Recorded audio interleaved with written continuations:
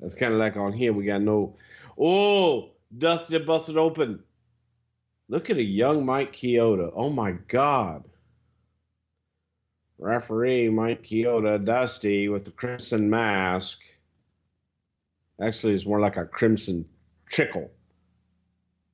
Very much a crimson trickle. A crimson trickle. I cut myself shaving. Well, oh my God, somebody get me to the back. You know, hang on, let me leave my blood stained self here. Dusty bleeding is going to be what gets him this gig here. I guess it gets him shown the door by Turner. In this era, 1989, would he have had to run this past an agent or Vince or somebody to get color like this? Oh, I bet you that was just an accident. Okay. He probably just got whacked and got some of his old scars opened up. And even if you know, if Dusty's gonna bleed, he's gonna bleed. Yeah. We'll make it count, baby. Make it good. You ain't gonna get no little trickle out of the dream, baby. I'm gonna play the audio here from Boss Man. You can guarantee. Believe me, my man just showed what kind of man he is. Look what odds he went against. 3 men against 1, and he nearly took it out. Brother, I'm so proud. I don't know what to do. And Dusty Rhodes, you just got the worst beating in your big fat life. How's it feel, boy? Justice has been served, and it will be served more. You can count on it, you stupid puke. I can see it's very. You can count on it, you stupid puke. What a fun line that was. So yeah. What a horrible set. Dusty and Beefcake are the sole survivors. Well, you don't like this set? I actually do. We can see the action. Well, no. I meant the curtain before with Big Boss Man. This set's good. No, it is good. You gotta love a Ho chant. I think you're just a shade faster than me. We'll play the audio from this interview here. Of course, we'll have to deal with these 4 men. They are the 4x4s that include the mechanical expertise of Bret the Hitman Hart. Let me tell you something, Gene. This is going to be the 4x4's finest hour. Valentine, Bravo, the Macho King, and the Earthquake are going to find out the hard way what the 4x4s are all about. All right, here's a man that brings experience to the party in the form of Rugged Ronnie Garvin. Well, the 4x4s are ready. Greg the Hammer Valentine, I got a personal score to settle, and I'm going to shut that big mouth of yours and stick this right into it. All right, it's the power of the mighty. How's Duggan looking at? You know me, Gene, with the Hitman, Rugged Ronnie Garvin, and this tough guy in my corner. I don't foresee any problems tonight. Okay, Captain Hacksaw Jim Duggan. You can feel it, Mean Gene. You can feel it, and you can see it. This team right here is ready for anything. Savage, you and that King's Court are in for a long... Before everybody jumps my shit for making fun of Jim Duggan being cross-eyed, Duggan made fun of himself being cross-eyed. Ready, aim, fire! See, beautiful Rosemont Horizon in Chicago, Illinois. Will always forever be the Rosemont Horizon to me. Yeah. So, the big, ready, aim, boom. Oh, nice little way to finish with the 2x4s. Interesting that we break up the Hart Foundation into 2 separate teams. What's up with that? Well, just trying something new with those guys. Felt that, we could get a singles run out of them. The feeling was with Bret, you know, at one time, especially coming up, what was it? Was it WrestleMania 4 we had the Battle Royal? Yeah, that's right. Bad News Double Crossed him. Yep. You know, that was a time to look at Bret maybe being a baby face and a single baby face and trying that out for a little while. And Neidhart being just, again, trying something new. Can you believe these goddamn... Same old. Can you believe these goddamn landscapers are working on Thanksgiving? Yes, I can, because mine are going to be here shortly too. Canadian? Yeah, but yours is from Hershey, Pennsylvania. Well, Conrad, I'll be out here and I'm going to be trimming your hedges. I've got my manscape. I'm going to just be over here taking care of that for you. Oh, you're taping right now, so I probably shouldn't be talking to you, Clint from Hershey. I love you. But actually, it's not really tape because there's no tape in the machine. You're actually recording on a type of instrument that will digitally record, and there's actually no physical recording of your record.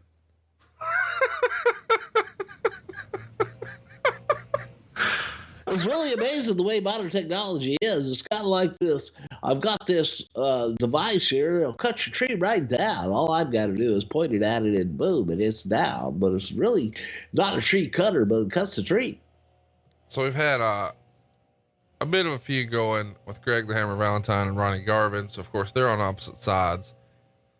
Macho King coming down here. This is my favorite version of the Macho Man because, and I know a lot of people are going to say that's bullshit, but this era of Macho Man is when I really became a fan, the Macho King version. So, you know, there's a childhood favorite there for me, but there's no sedan. Of course, we've learned that you guys used to call it the big chair when Macho King would be carried to the ring. You guys nicknamed it the sedan. How do you guys decide, sedan or no sedan? A lot of times the building would dictate that on the clearance and where we had to set up. In this particular night, it just was with all those guys and all those entrances, probably more than anything for time. Get them down there and you don't have to get the sedan in and out and all that bullshit. This match is going to be pretty important. I love those Macho King tights because there's a moment with Bret Hart that really sticks out to Bret. His first vivid memory of the Survivor Series is this one, 1989. And he says, I still remember the moment at the Rosemont Horizon with Randy Savage. When we finally tagged in at the exact same time, me and Macho, there was this unexpected huge pop from the crowd. We could feel it when we got in the ring together and we looked at each other and thought, why aren't we wrestling each other more often? Why aren't we doing business with each other? We wanted to wrestle each other in a storyline. And I remember after that match was over, Macho grabbed me by the wrist, took me to Vince McMahon and said, I want to wrestle him. And Vince said to us, it'll happen one of these days. The thing about that Survivor Series match that people don't remember is I had fractured my sternum 3 weeks before. That was the Dino Bravo injury. It was hard for me to move around in that match, but at the end of the match, Macho dropped a big elbow on me from the top. And that was a pretty hard, painful elbow off the top. My ribs were just killing me. But it's cool to hear from his perspective that this was like a, hey, wait a minute. There might be something to this moment. So when you sort of explained, well, the reason we split them up is we wanted to try something different. Did that benefit anybody more than Bret Hart ever in history, splitting them up for a tag like this for a Survivor Series? Because he's off to the races not too terribly long after this. I think so. And I think that, you know, it's an opportunity. You always go back and you look at different moments in time, if you will. And I can remember specific moments in time where a reaction from the audience was like, holy shit. You know, I didn't see that one coming.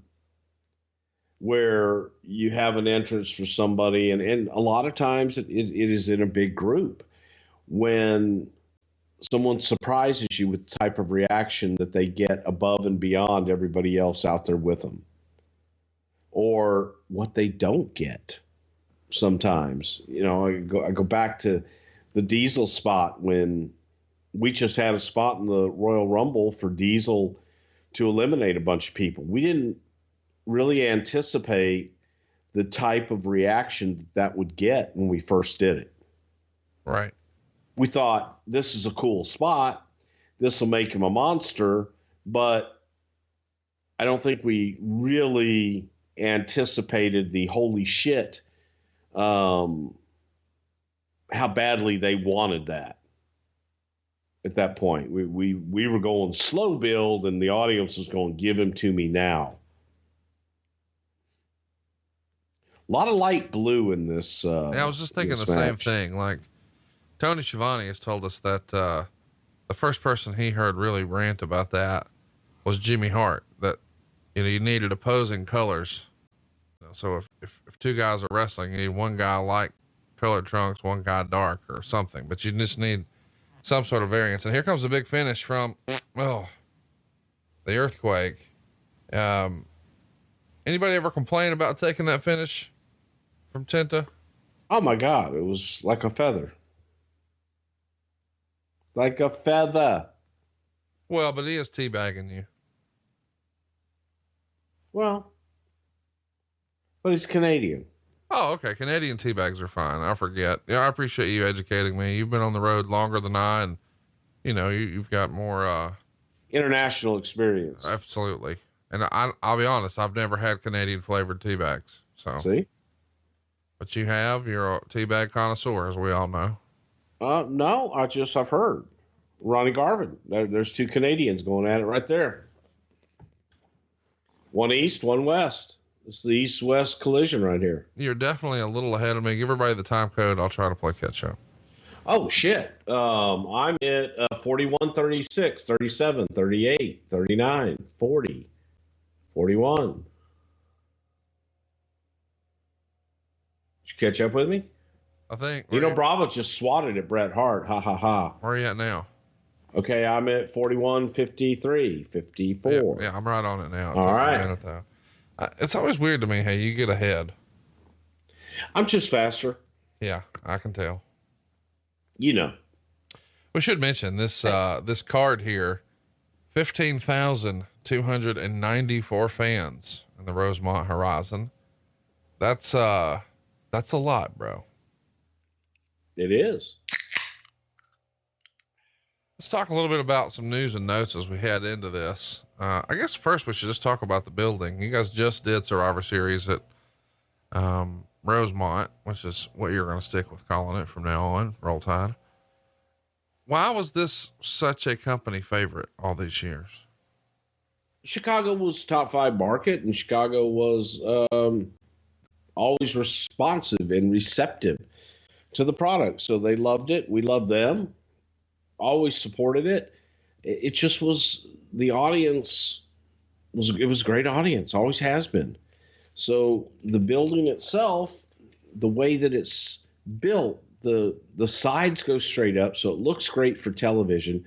Plus, it's got a lower ceiling that you hear everything, and it feels like the audience is right on top of you, and it's just louder than other buildings. So it's a great building to perform in. I see the Macho Man. What do you think about the Macho Man style of punching? It's way different. It is. Everything about Randy was different. And that was by design, because Randy looked at it and saw how, one thing his dad always taught him was be unique, be different. So Randy would take whatever he did and what everybody else did and didn't want to look the same. So he adapted his own way of doing things, his punches, his kicks. Just the way Randy moved in the ring was different. And that made him unique and made him stand out away from the pack. Aw, Greg Valentine's out. There's a knee in the back. That was a little snug knee, too. Look at these damn karate chops. I helped teach Dino that because I'm a karate man, 3-time Black Belt Hall of Fame. You ever have any cigarettes with Dino Bravo? No. I don't smoke. Really? Yeah. Okay. Yeah. I've seen you smoke a lot of stuff. Well, ribs, sausages, briskets. Folks, we spent too much time together, okay? We did. I mean, turkeys. I had a friend of ours in the Brother Love Shack upstairs over the Thanksgiving holiday. That's unfair. Yeah. They really enjoyed it. I said they enjoyed what you'd done with the place. That's not cool, man. That's my place. Was. You quit coming, remember? Yeah, but you know what? You should hold it in memoriam. Hey, are you coming to No Holds Barred Christmas?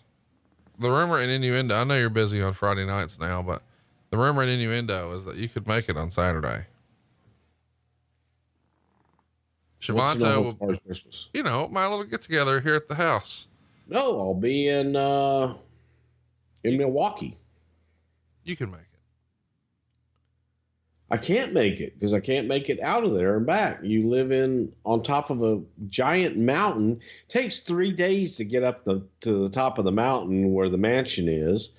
And then it takes like an hour and a half to get through your security and through all the servants' quarters and everything before we get to the main living quarters.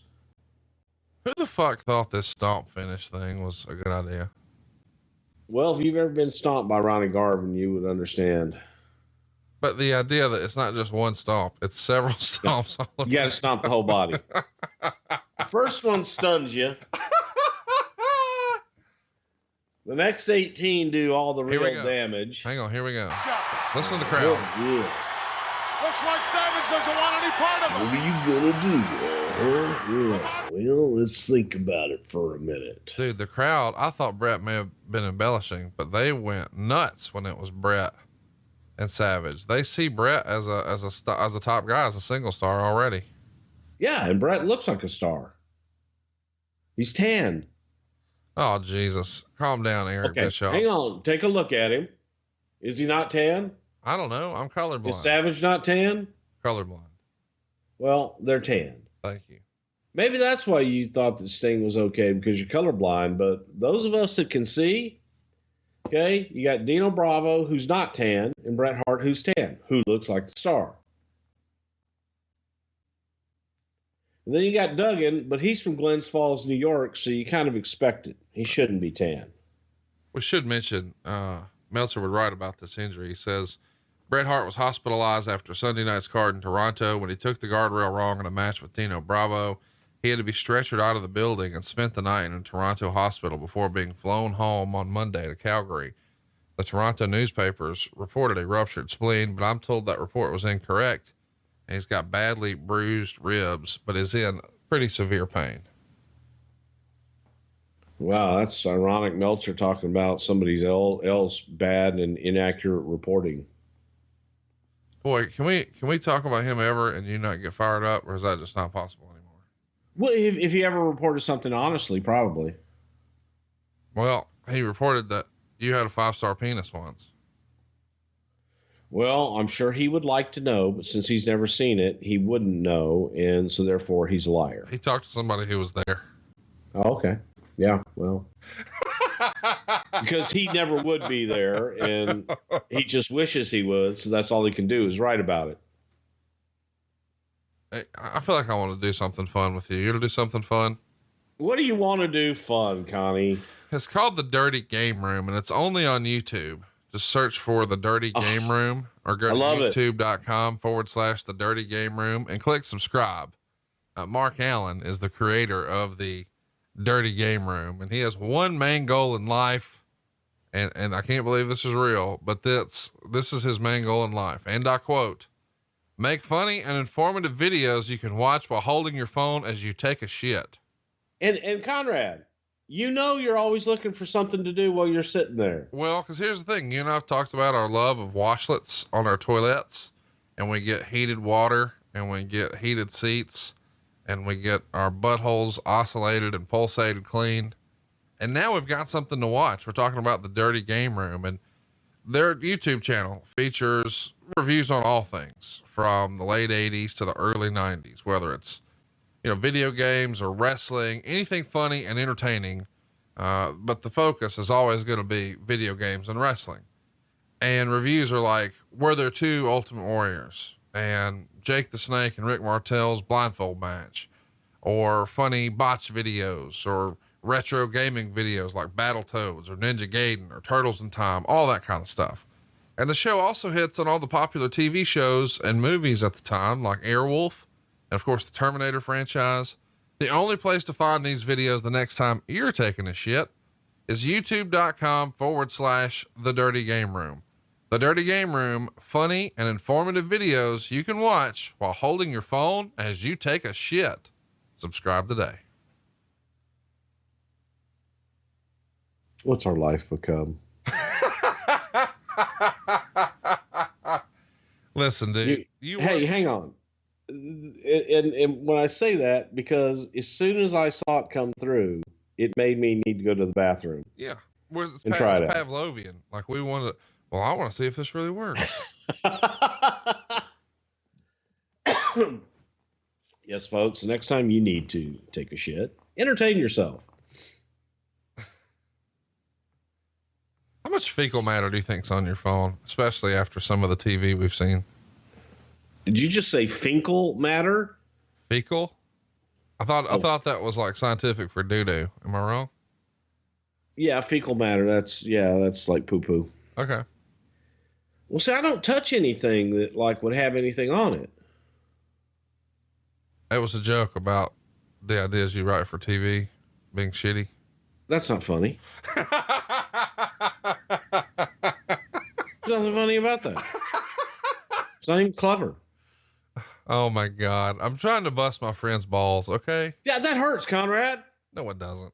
Yeah, I got feelings, man. And especially during the holidays when I'm sad and I get melancholy after turkey and the endorphins metabolically work within my, what's that shit called? Let me give you an out.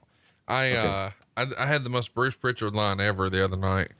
Megan and I were up late watching something, and I forget exactly what it was, but it was well past when we would normally go to bed. It's like, I don't know, 1:30 in the morning. And she says, "Boo, it's almost 2:00. You know, it's pretty late. Don't we need to go to bed for work tomorrow?" And I said, "I stay up late during the holiday season. Everybody knows that." And I don't know why, but it was the most Bruce Prichard thing I've ever said. And it tickled me because I was like, that's some deadpan Bruce Prichard bullshit right there. I hope she said that exactly. She just rolled her eyes and said, "Good night, Bruce." Left me to watch. She's Survivors. thinking of me. Oh, she thinks about you every time she's taking a shit. Oh, I'm glad I'm being thought of. Dude, I miss Earthquake. What do you think? Yeah, I do too. And it was just, I was so sad because, you know, this is a sad story, but it was also a kind of a good story. John used to go to MD Anderson in his final days, in his final years. And that's where my wife went as well. And I used to go, and when she would go in for tests and things, and you're at the hospital, and there's not a whole lot to do except read and do shit because your phone doesn't work in the hospital, at least at MD Anderson, except if you're by the windows. So I would always go take a walk, and to make a really depressing place, it was so great the first time that I saw John. And he was in a bad place and he was not feeling well, but the smile on his face and the smile on my face, it was, we hugged. And this is how weird that community is when you're going through it. We exchanged appointment times. So I saw when he was going to be there for treatment and when my wife was going to be there for treatment. So I could always go by and see him and just say hello. And vice versa. He would make his way over to where my wife was to see if I was sitting in the waiting room, and we would visit. And I got to share time with him right up until his passing, and a nicer man there wasn't. Man, we just went from talking about taking a shit to telling a real life story. Yeah, but I mean, he was just, big guy, and just his smile would light up a room. And it was really, really unfortunate. I was so sad that he succumbed to cancer, but he did it with a smile on his face, and he fought all the way. And I'm just fortunate I got to spend that time, with him in a very, fucked up time, but we made the best of it. And he helped me get through my shit, and I hope I helped him in some way, just be able to talk about the fun times and this kind of shit. You remember that time with Dino Bravo, an Ultimate Warrior, and he would just laugh his ass off because his voice was so fucking deep. And the first time, here comes the here we go. Drop that hurt him. Here we go. Remember, Brett has a fractured sternum. Oh, couldn't have felt good. And there's your finish. Bret Hart has been eliminated. Man, it was pretty cool to see, you know, now that we have the benefit of knowing what Bret thought. Yeah, Bret's moving a little slow out there. Look, Duggan can keep his eye on all three of those guys without even moving his head. Yeah, so it's 3-on-1 now. Savage, Earthquake, and Dino Bravo. And I think Sherry is going to distract Duggan, and Duggan's going to get himself counted out. So your three survivors for the heel team will be Macho Man, Dino Bravo, and Earthquake. And we know that Earthquake's getting tuned up.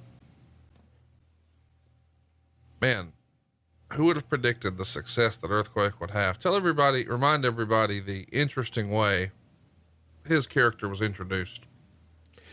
Oh, it was great because Dino Bravo was talking about, you know, how strong he was and doing push-ups in the ring, and invited someone from the crowd out to come and sit on his back. And they picked Big John from the crowd, and Tenta came out, and Bravo was able to do the push-ups, and then he challenged the Ultimate Warrior to do the same with Tenta on his back. And that's when Tenta squashed the Ultimate Warrior and did a wonderful number on. That's when we came up with that big Earthquake splash.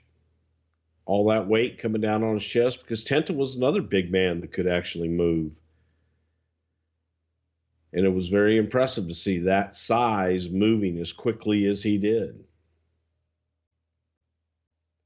It was always impressive to see Sherry Martel, because shit, she was the queen.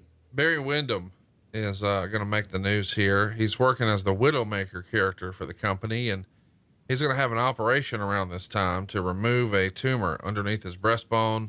Said to be back in a few weeks. What do you remember about Barry needing a little surgery here?